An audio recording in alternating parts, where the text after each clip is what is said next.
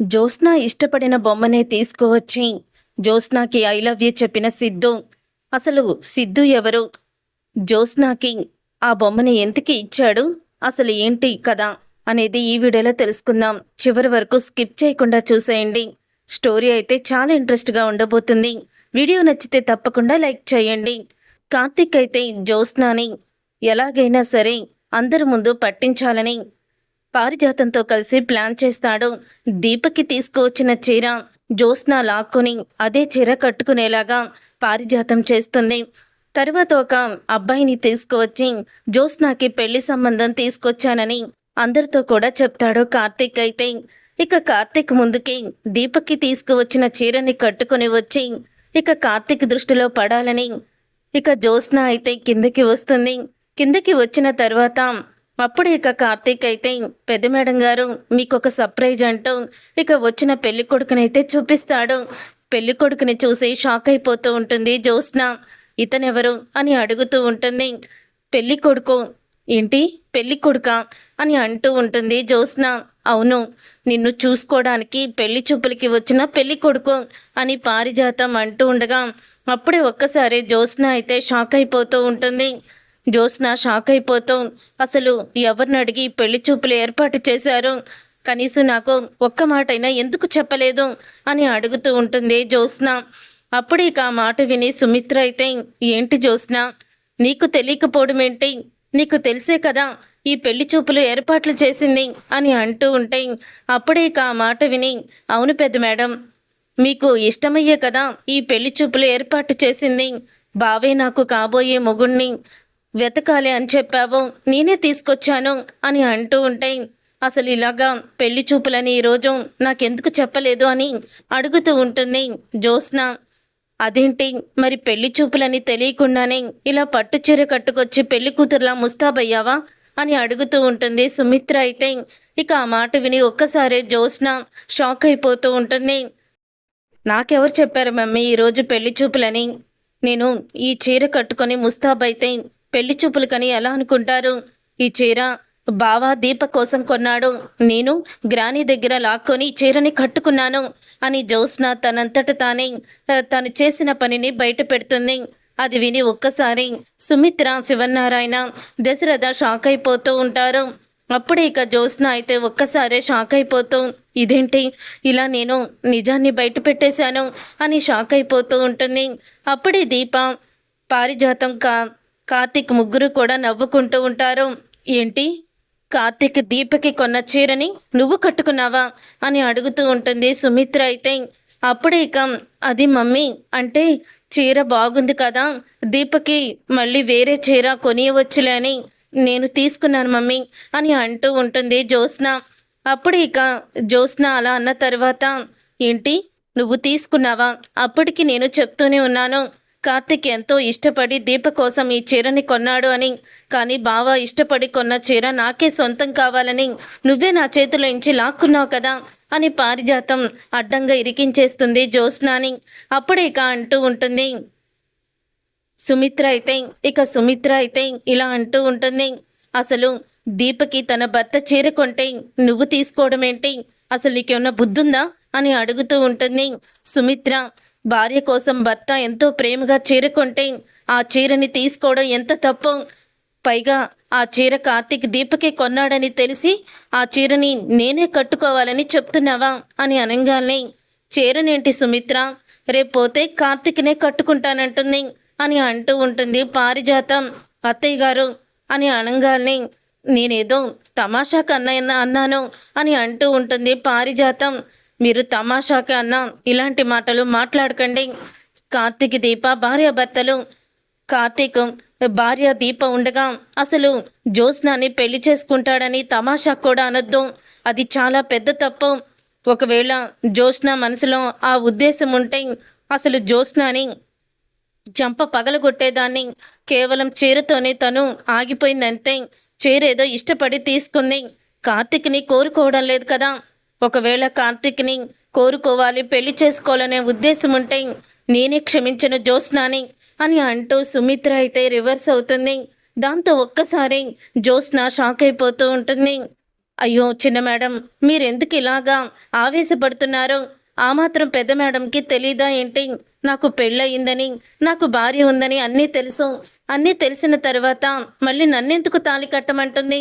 మీరు మరీ చెప్తారు అని అనంగాల్నే, లేదురా పారిజాతం, ఈ మధ్య నీకు తమాషా మాటలు ఎక్కువైపోయాయి. ఇంకోసారి సరదాకు కూడా జ్యోత్స్న కార్తీక్ని పెళ్లి చేసుకోవాలనుంది అని కూడా అనొద్దు. పైన తదాస్తు దేవతలుంటారు. అయినా పెళ్ళైన కార్తీక్ని జ్యోత్స్న పెళ్లి చేసుకోవడం ఏంటి అని అంటూ ఉంటాడు శివన్నారాయణ కూడా. అసలు ఆ మాట వినడానికి అసహ్యంగా ఉంది అని అనడంతో ఇక శివన్నారాయణ మాటలకు కూడా జ్యోత్స్న షాక్ అయిపోతూ ఉంటుంది. అప్పుడు ఇక దీప అయితే జ్యోత్స్న వైపు నవ్వుతూ చూస్తూ ఉంటుంది. ఆ తర్వాత సరే సరే ఇక ఆపేయండి. చూడు బ్రదర్, చూడు, తని నీకు కాబోయే భార్య, తన పేరు జ్యోత్స్న, నా మరదలు అని అంటూ ఉంటాడు. కార్తీక్ అయితే జ్యోత్స్నాని పరిచయం చేస్తాడు. అప్పుడు ఇక జ్యోత్స్నాని పరిచయం చేయంగానే అతనైతే అంటూ ఉంటాడు, వామ్మో ఈ అమ్మాయి ఏంటి ఇలా ఉంది, మరి ఇంత కోపంగా ఉందేంటి అని అంటూ ఉంటాడు అతను. నువ్వసలు నాకు నచ్చలేదు, వెళ్ళిపో ఇక్కడి నుంచి అని ఇక డైరెక్ట్గా పెళ్లి కొడుకునైతే తిడుతుంది జ్యోత్స్న. ఇక జ్యోత్స్న అలా పెళ్లి కొడుకుని తిట్టడంతో ఒకేసారి ఇక పెళ్లి కొడుకు అయితే, అమ్మో ఈవిడేదో మహంకాళిలా కనిపిస్తుంది. ఏంటి బ్రదర్, ఏదో సాఫ్ట్గా ఉన్న అమ్మాయిని చూపిస్తానంటే వచ్చాను, కానీ ఇలాగా ర్యాష్గా ప్రవర్తిస్తుందేంటి? అందులోనూ నీ భార్యకి నువ్వు ఇష్టపడి కొన్న చీరని తను కట్టుకుందంటే తను నీ మీద మనసు పెట్టుకునే ఉంటుంది. నిన్ను మనసులో పెట్టుకొని ఇంకా నన్నేం పెళ్లి చేసుకుంటుంది? అందుకే పెళ్లి చూపులు అనగానే తను ముఖం అలాగ పెట్టింది. అయినా పెళ్ళైన అబ్బాయిని ప్రేమించడం ఏంటి అసహ్యంగా? పెద్దవాళ్ళు మీరున్నారు, ఆ మాత్రం చెప్పుకోవడం తెలీదా అని అంటూ ఉంటాడు అతను. అప్పుడే ఇక ఆ మాట విని, రేయ్ ఏం మాట్లాడుతున్నావు? పిచ్చి పిచ్చి మాటలు మాట్లాడుకో, పో ఇక్కడి నుంచి అని అంటూ ఉంటుంది జ్యోత్స్న. అప్పుడే ఇక జ్యోత్స్న చంప పగలగొడుతుంది సుమిత్ర అయితే, నోర్మి, ఇంటికి వచ్చిన వాళ్ళతో అలాగేనా మాట్లాడేది అని అంటూ ఉంటుంది సుమిత్ర. అప్పుడు ఇక జ్యోత్స్న అయితే కోపంగా గదిలోకి అయితే వెళ్ళిపోతుంది. అలా వెళ్ళిపోయిన తర్వాత ఇంతలో పెళ్లి చూపులకి వచ్చిన అతను అయితే, నాకు ఈ పెళ్లి సంబంధం వద్దు బాబోయ్ అంటూ వెళ్ళిపోతాడు. అప్పుడే ఇక అది చూసి సుమిత్ర చాలా బాధపడుతూ ఉంటుంది. సుమిత్ర అలా బాధపడుతూ ఉంటే, ఏంటత్తా ఎందుకు బాధపడుతున్నావు అని అడగంగానే, జ్యోత్స్న ఇలా ప్రవర్తిస్తుందని అనుకోలేదురా అని అంటూ ఉంటుంది సుమిత్ర అయితే. ఆ రోజు దీప ఇందుకే అత్త జ్యోత్స్నాని తిట్టింది. నీకు ఇంత కోపం వచ్చిందే మాటలకి? తన భర్తని తన సొంతం చేసుకోవాలని జ్యోత్స్న అంటే ఎదురుగుండానే దీపతోనే చెప్తే దీపకెంత కోపం వస్తుంది? ఆ ఆవేశంలోనే జ్యోత్స్నాని తిట్టింది. నువ్వేమో జ్యోత్స్న నీ తిట్టిందని దీపని అపార్థం చేసుకున్నావు. ఇది నీకు తెలియాలని ఇదంతా నేనే కావాలనే చేశాను. జ్యోత్స్న ఇంకా నన్ను మనసులో పెట్టుకుంటుందత్తా. అందుకనే వీలైనంత తొందరగా జ్యోత్స్నకి గారాబం పెట్టకుండా పెళ్లి చేసేయాలి అని చెప్తూ ఉంటాడు కార్తీక్ అయితే. అది విని శివన్నారాయణ అయితే, ఏంట్రా నువ్వు చెప్పేది? అవును తాత అని అంటూ ఉంటాడు కార్తీక్ అయితే. అప్పుడు ఇంకా ఇప్పుడు ఎలాగరా, ఏం చెయ్యాలి అని అంటూ శివన్నారాయణ, ఇప్పటికిప్పుడు మంచివాడు ఎలా దొరుకుతాడు? అయినా జ్యోత్స్న వాళ్ళు ఎలా పెళ్ళికి ఒప్పుకుంటుంది? ఈ నెల రోజుల్లో పెళ్లి చేసుకోకపోతే తనకేదో పెళ్లి గండం ఉందని కూడా చెప్పారు కదా అని శివన్నారాయణ బాధపడుతూ ఉంటాడు. నువ్వెందుకు తాత బాధపడుతున్నావు? నేను అసలు సంబంధం ఒకటి తీసుకువచ్చాను కదా, మీరేం కంగారు పడకండి. ఆల్రెడీ జ్యోత్స్నకి కాబోయే భర్త ఇంటికి వస్తున్నాడు. అతను జ్యోత్స్నకి తగినైన జోడి అని అంటూ ఉంటాడు కార్తీక్ అయితే. అప్పుడే ఇక సుమిత్ర అయితే, మళ్ళీ నువ్వు ఏమన్నా ఆట పట్టించడం లేదు కదా అని అంటూ ఉంటే, లేదత్తా, నేను తీసుకొచ్చిన అబ్బాయి చాలా మంచివాడు. తను నా ఫ్రెండ్ కూడా, నాతో పాటు తను లండన్లో చదువుకున్నాడు అని అంటూ ఉంటాడు కార్తీక్ అయితే.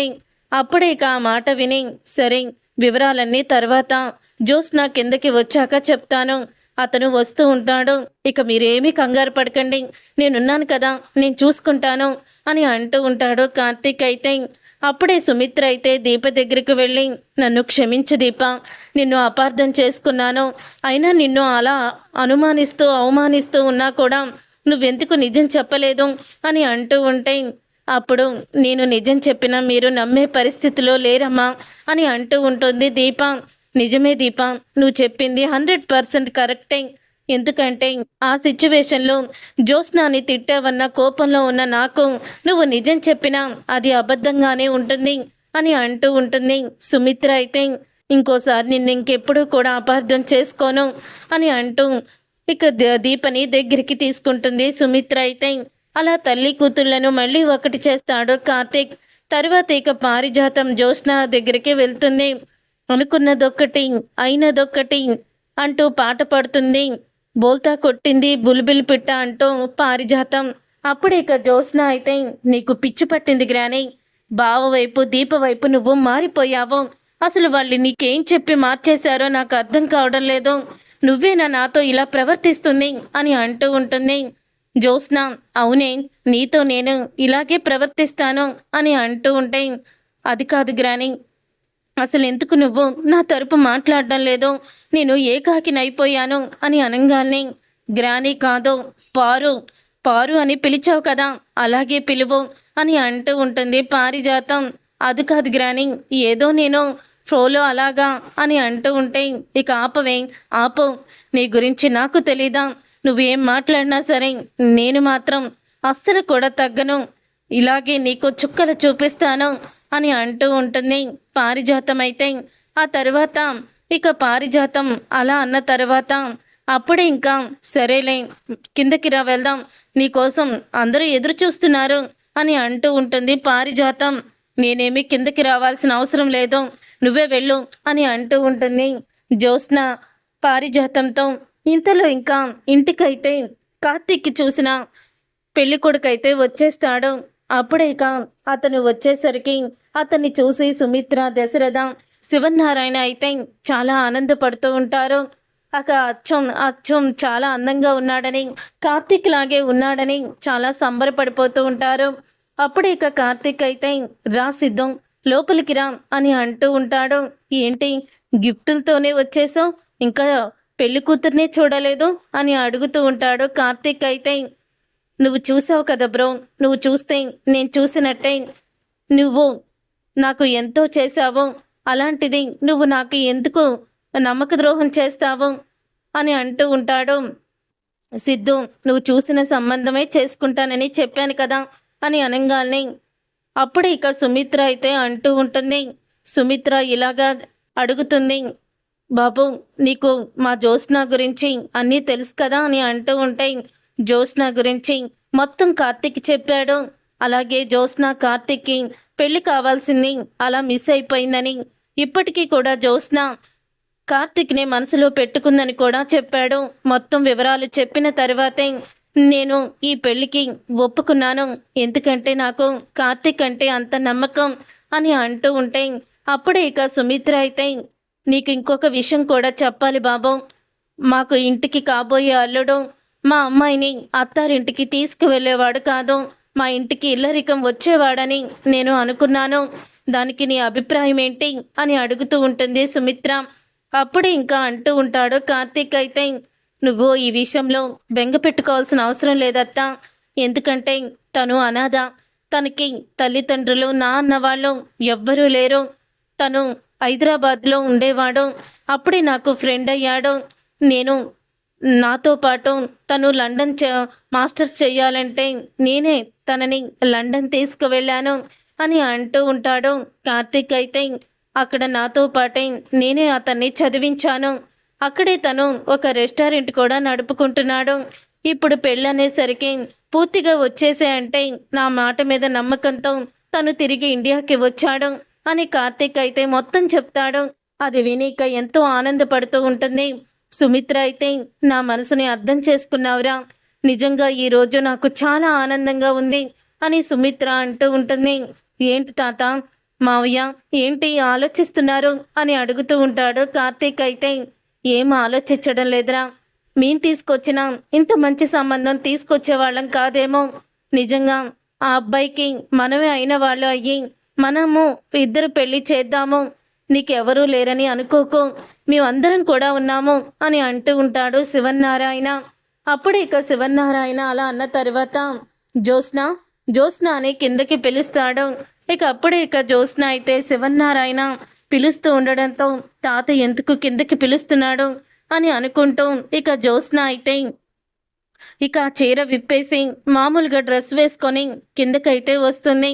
అప్పుడే కిందకి వస్తున్న జ్యోత్స్న ఎదురుగా ఉన్న తనతో గొడవపడ్డ మాల్లో షాప్లో తనతో గొడవపడ్డ సిద్ధుని చూసి నువ్వేంటి ఇక్కడున్నావు అని అడుగుతూ ఉంటుంది. జ్యోత్స్న అయితే ఏంటి మరదలా మీ ఇద్దరికీ కూడా ముందే పరిచయం ఉందా అని అడుగుతూ ఉంటాడు. కార్తీక్ అయితే షాపులో బోడి బొమ్మ కోసం నాతో ఆర్గ్యుమెంట్ చేశాడు ఇతను అని అంటూ ఉంటుంది. జ్యోత్స్న మరి నువ్వేమన్నా తక్కువ, నువ్వు కూడా నాతో ఆర్గ్యుమెంట్ చేసావు కదా, 10,000 ఎగస్ట్రానే ఇస్తాను ఆ బొమ్మకి ఉన్న రేటు మీద అని కూడా బేరాలాడావు కదా అని అంటూ ఉంటాడు సిద్ధు అయితే.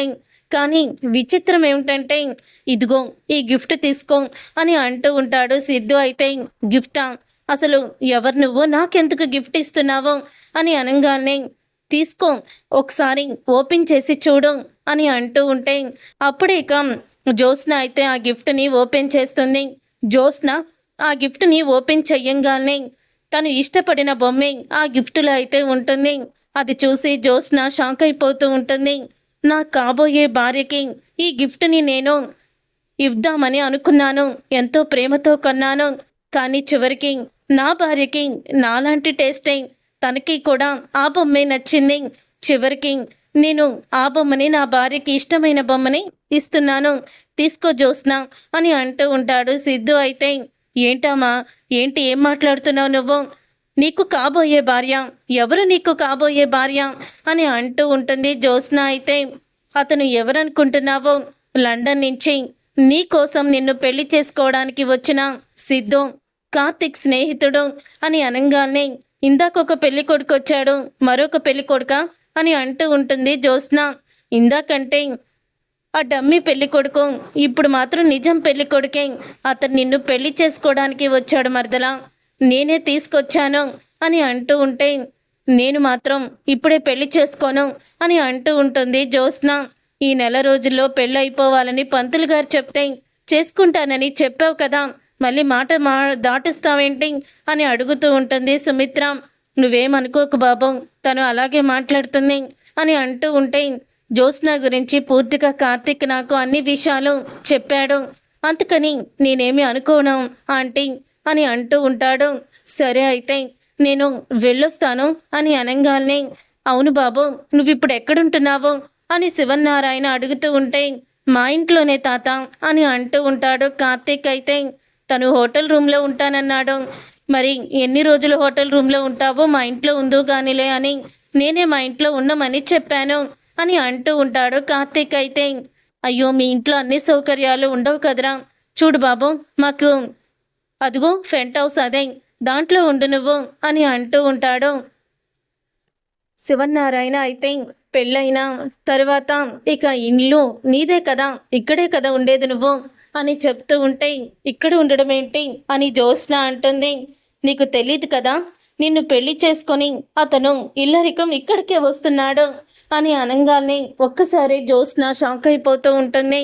అవును జ్యోత్స్న, నా కూతురు నాకు దూరం కాకూడదని, పెళ్లి చేసుకొని నా కళ్ళ ముందే ఉండాలని నా కోరిక ప్రకారమే నా మేనలుడు కార్తిక్ ఈ పెళ్లి సంబంధాన్ని తీసుకొచ్చాడు. నాకు చాలా ఆనందంగా ఉంది అని అంటూ ఉంటుంది సుమిత్ర అయితే. అప్పుడే బావా, ఎంత పని చేశావు, పగడ్బందీగా సైలెంట్గా ఇంత ప్లాన్ చేస్తావని అస్సలు కూడా అనుకోలేదు అని అంటూ ఉంటే ఇంతలో జ్యోత్స్న అయితే మీతో నేను పర్సనల్గా మాట్లాడాలి అని అంటూ ఉంటుంది సిద్ధుతో. అప్పుడు సిద్ధు అయితే పర్సనల్గా మాట్లాడుతూ కానీ ఒక్క మాట, నువ్వు కార్తిక్ని ఇష్టపడ్డాను, కార్తిక్ని పెళ్లి చేసుకోవాలనుకున్నాను, ఇలా నువ్వు ఎన్నో చెప్పొచ్చు, నాకు ముందే చెప్తున్నాను విను. నీ గురించి ప్రతి ఒక్క విషయం కార్తిక్ నాతో చెప్పాడు. నాకు అంతా ఇష్టమయ్యే నిన్ను నేను పెళ్లి చేసుకోబోతున్నాను. నువ్వేం మాట్లాడాలనుకుంటే వీటి గురించి కాకపోతే వేరే విషయం ఏమన్నా ఉంటే చెప్పు అని అంటూ ఉంటాడు సిద్ధు అయితే. సిద్ధు మాటలకి షాక్ అయిపోతూ ఉంటుంది జ్యోత్స్న. చూసారుగా ఫ్రెండ్స్, రాబోయే కథలో ఖచ్చితంగా ఇలాగే జరగబోతుంది. మరి ఇలాగే జరగాలని మీరైతే కోరుకుంటున్నారా? అయితే వీడియోని తప్పకుండా లైక్ చేయండి. మీరు చేసే ఒక్క లైక్ మాకు ఎంతో మోటివేషన్ ఇస్తుంది.